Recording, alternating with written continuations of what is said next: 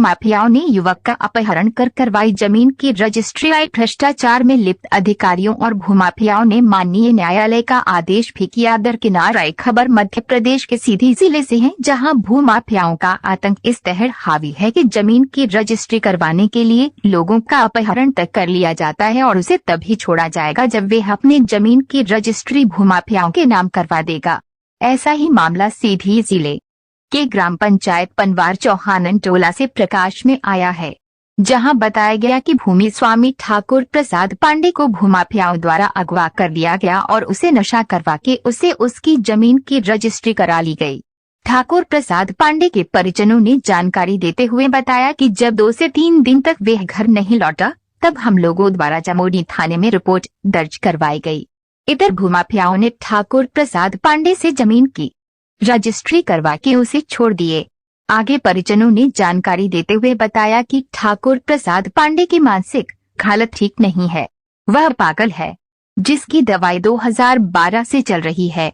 इसी का फायदा उठाते हुए भूमाफियाओं ने उसे अगवा कर लिया और जब तक वे अपने जमीन की रजिस्ट्री नहीं करवा दिया तब तक उसे बंधक बनाए रखे, जिसके पश्चात परिजनों ने माननीय न्यायालय को सूचित करते हुए रजिस्ट्री खारिज करने का दावा किया है, लेकिन वह भूमि की रजिस्ट्री खारिज नहीं हो पाई, बल्कि उस जमीन को भूमाफियाओं द्वारा दूसरे को बेच दिया गया।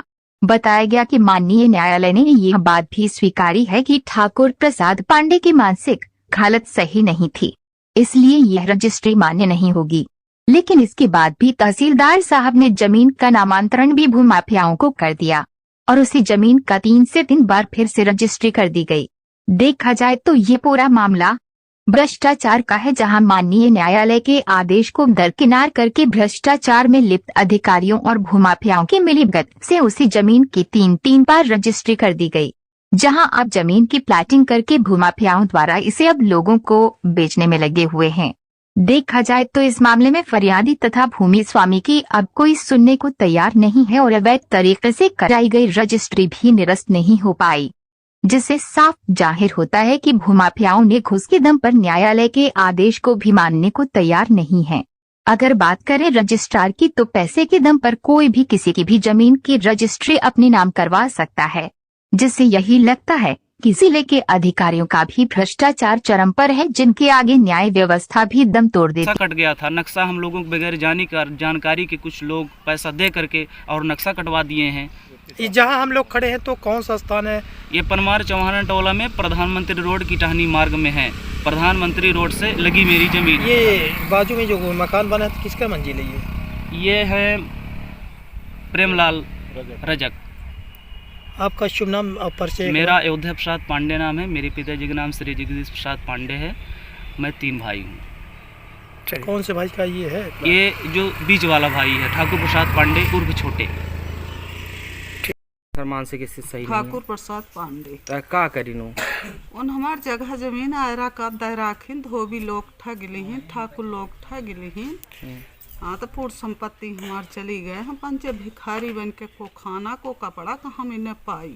तो का उनका मानसिक संतुलन खराब रहा थी? कब से रहा थी? आज कम से कम तो 15 साल सब उनका तबीयत खराब ही। दवाई ववाई करवान कहाँ से? हाँ दवाई करवान है, प्रदीप डॉक्टर करीमा दवाई भाई है, बनारस ले गए, इलाहाबाद ले गए, सगले दवाई करान, लेकिन उनका तबीयत ठीक नहीं हो रहा। कापनो पंच के परेशान करा था? बहुत परेशान करा था, मार पिटाई करा था, घर में झगड़ा झांसी करा था, गंदा गंदा गाड़ी दे ही, फूहर दे ही, गोरू भैंस ढील दे ही, पत्थरा चलाई ही। शादी ब्याह भाई कि नहीं भैया? कुछ नहीं भया, शादी ब्याह नहीं करवाए। कजहा आमा तो नहीं का कहाँ चला दारू पिया और बड़ा उपद्रव मचावत रहे, तो शादी ब्याह उनका नहीं। एक बेरी गायबा हो गए, हेराए गए, मुकदमा कैसन कायम भरा? हाँ धोबी लोग माने हरण कह दे रही हवे। तो हम पंच कै साल के हमा उनकर उम्र का होई? मेरा 27 साल का 27 साल का उम्र हुई। 5 रोज लुकवाए हिरवाए रह गए, तो मैं बहुत परेशान था। हो गया तो घरे आवत जात है कि नहीं? हो गया घरे आवत हाँ, रोज ही आवत? हाँ हो गया घरे कहिए तीसरे रोज चौथे रोज नहीं फेंक लगातार, फिर रोज आई ही। तो बीच में कहाँ रहा था, कुछ है जानकारी? हाँ जानकारी है, अपने घर में रहा था, हमारे घरे में रहा था, उपद्रव मचावा था, गाड़ी दे था, खाना दे थे, कपड़ा दे थे, दवाई कराई थे, उनका सब कराई थे। फिर भी वो हाँ नहीं सुधारा बतला गए, खूब उनका दर दवाई। कितने की जमीन बेच डारी? जमीन हम कहा था कि 5-6 हजार दे दी हो धोबी लोग, कि हमारा 3 एकड़ का जगह 3 एकड़ के इकट्ठे दे दी इकट्ठे दे का भस्ट कर दी ना उन्होंने। तो अपना पंचों के नाम जमीन करा हो तब तो बेचे का अधिकार भवन का। हाँ हो के आदमी बुढ़े रहे पिताजी, तो परेशान करत रहे, तो से कि भैया हरा ला ले अपन खा कमाऊ ही अपन पेट पाला, शादी होई बियाह होई सरकारी लाभ के खातिर हो गए, लालच में पड़ के पिताजी करवा दीन कि हमारे लड़कन का कौनो मेरे का परेशानी ना आवे, बढ़ती आवे 4 पैसा का। ठीक। तो मैं ज़मीन के बारे में तो मैं देखिए ये नहीं कहूँगा कि ज़मीन कब बेचें कैसे बेचें, ज़मीन के बारे में तो मैं नहीं ज़्यादा कह सकता कि ज़मीन का क्या मामला है, लेकिन ये ज़रूर बता सकता हूँ कि मतलब वो लड़का वास्तविक में कई वर्ष से डिस्टर्ब है। हाँ। एक बार हमारे यहाँ पर कहीं से उनके अपने ही घर से टीवी ले जा कर के हमारे यहाँ दे दिया। फिर मैं ये समझा कि भाई ये लड़का घर का है और घर की चीज़ ला के दे दिया है, तो मैं उनके बड़े भाई को बुला के उनकी टीवी उनको दे दिया। लेकिन बात यह है कि डिस्टर्ब तो वास्तविक में है, वो दिन भर घूमता ही रहता है। क्या साल से लगभग डिस्टर्ब है? लगभग अब ये करीबन हम उसको 10 वर्ष से जान रहे हैं कि वो वास्तविक में डिस्टर्ब है। अपना यह गांव के निवासी हैं? जी मैं यहीं से ये पनमार का ये बॉर्डर में लगा हुआ बंजारी है। हाँ। जिसे मैं पनमार चौहानन टोला का हूँ।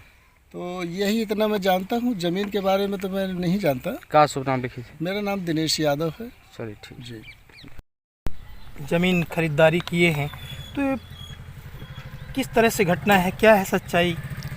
ये घटना ऐसा है कि हमारी वो चाचा का लड़का है ठाकुर प्रसाद पांडे, उसका नाम है, और कई वर्षों से वो मेंटल चला आ रहा है। उसकी दवा कहीं इलाहाबाद में होती है तो कहीं रीवा में होती है, कहीं और अन्य जगह पर करवाते हैं उनके घर परिजन के लोग जो है, उनके माता पिता और भाई लोग करवाते हैं।